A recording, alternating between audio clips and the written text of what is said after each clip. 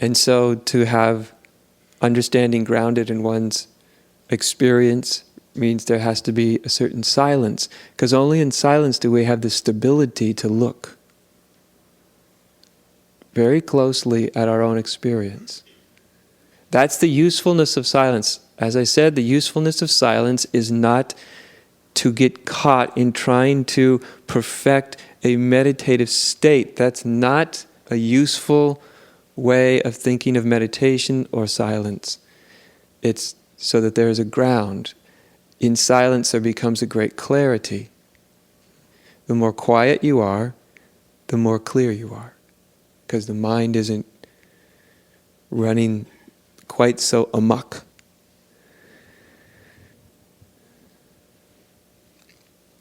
And in that silence, the inquiry then has power, right? A question has power. In silence, a question has great power. Because in silence, the question will always lead you deeper into your experience. If there's no grounding in silence, a spiritual question is going to lead you into your mind. Who am I? Well, let me think about it. And you're immediately up in the mind, right? What is life? Well, I don't know. Let me consult some experts. Or whatever, right? If there's no grounding in silence, it very easily goes into the mind. Or even worse than all that is so-and-so said, right? Who am I really? Well, Ramana said da-da-da-da-da-da-da-da. But you see, if you don't actually know if it's true or not, what does it matter what Ramana said? If you don't know if it's true or not, then what Ramana or Jesus or Buddha said, it has no connection to one's experience. So that's the link, is connecting it to one's experience. So that even the spiritual question has to be grounded in silence. Otherwise it's too chaotic. Otherwise you're dropping a question into a very chaotic inner environment.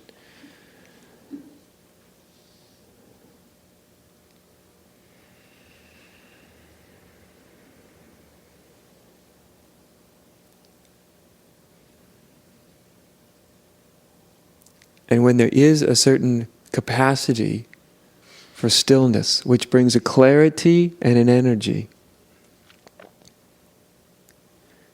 then there can be looking inside.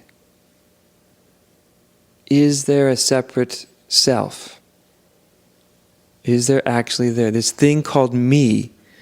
Does it actually exist in experience? Of course it exists in most people in their thought process. And then their thought process duplicates their thinking into their feeling, right? You feel what you think, and so on. And yet when one actually looks, is that separate self, the separate self that seems to be so problematic, right? Even the separate self that's trying to become free, enlightened, God realized, what have you. Does it actually have any existence outside of thought?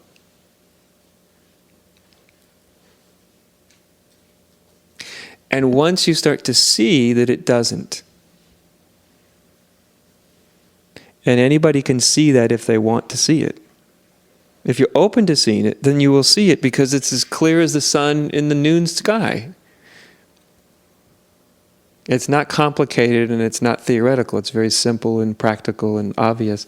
If you want to see it, then you will see it. You will see that your whole sense of self, this whole idea of a separate somebody and a separate something, is only thought. And behind that thought, there isn't anything there. There's just the awareness that it's all thought, that it's all self-image. That moment may bring a realization or awakening, or it may bring an understanding. If it brings the understanding, then there can be stopping in what is seen. Because that is what provides the necessary link or the necessary energy to stop. Oh, there's nobody there. That's understanding.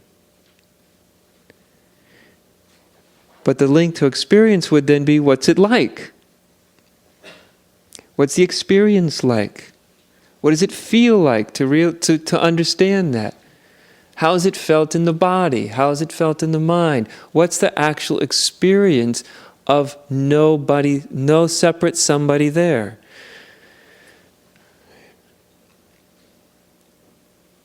And then we're starting to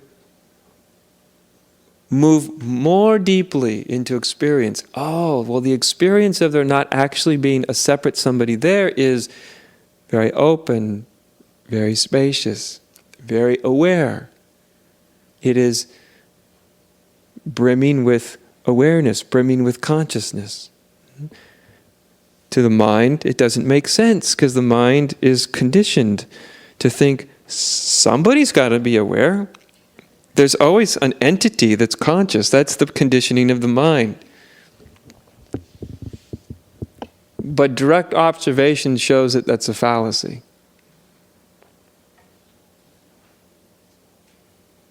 That the consciousness is there, but that which is conscious is not a me. And so stopping there, because see, one has to have a capacity to be quiet, to be still, so you can stop right there, right at the edge, because you're right at the edge of the infinite. You're literally right at the edge of the realization. The understanding takes you to the edge of mind, to the boundary, the frontier of mind. And to sort of start pushing beyond the boundary of mind. I don't actually mean pushing as in striving, but to start to move beyond the boundary of mind, there has to be the willingness to experience what is understood, what is seen. What is it like to not find a separate somebody there? What's the experience of it? And that question is not meant to bring you into the mind again, but to actually reground you in being, in experience.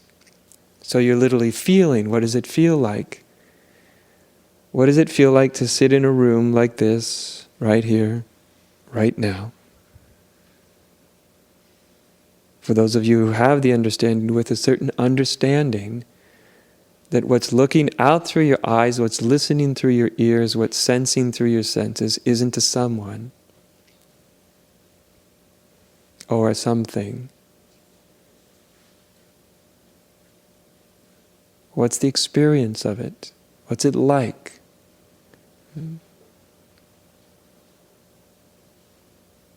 And this starts to be the link between understanding and realization. Again, never misunderstand. Realization will only and can only come spontaneously. You can't fake it. That's the nice thing about it. Well, you can fake it, but you can't. But you can only convince yourself. You can't fake the truth to the truth.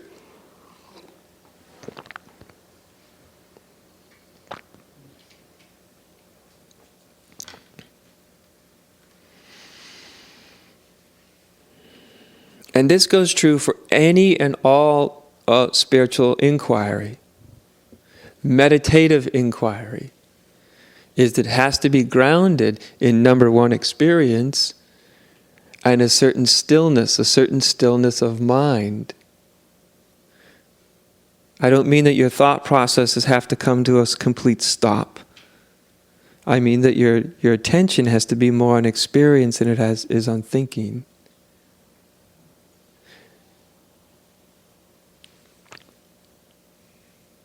Because even in this very simple inquiry, very simple question, which is the pivotal question, which is why I always return to it constantly, everything hinges on this self that most human beings take themselves to be. The formula is very simple. No self, no problem.